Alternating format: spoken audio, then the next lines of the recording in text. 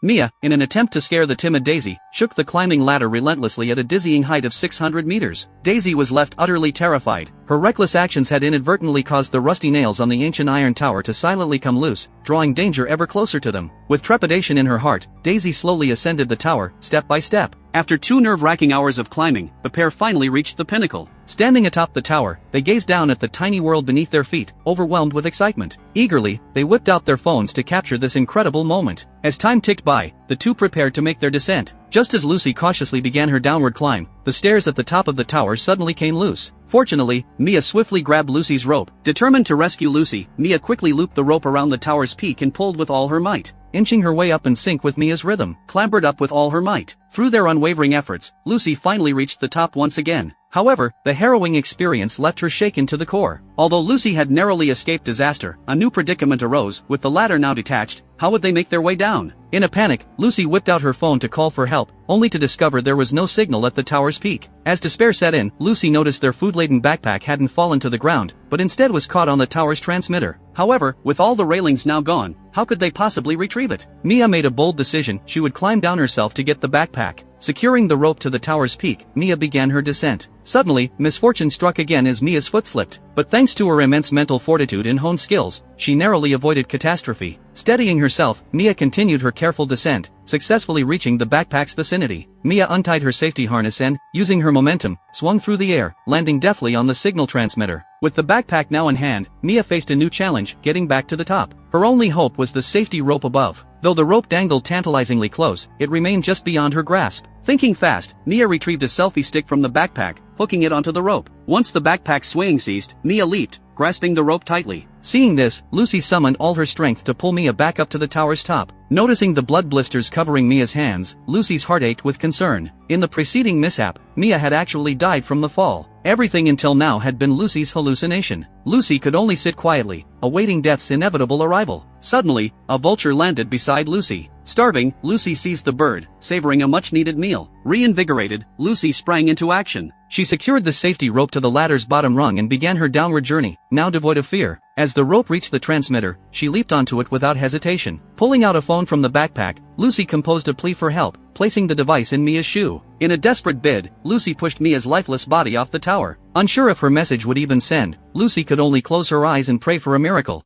Lucy's father quickly received her SOS. Accompanied by a sizable police force, he rushed to the tower's vicinity. The authorities successfully rescued Amy via helicopter, reuniting father and daughter at last. Life is a one-time gift, never risk it all for the sake of a thrill.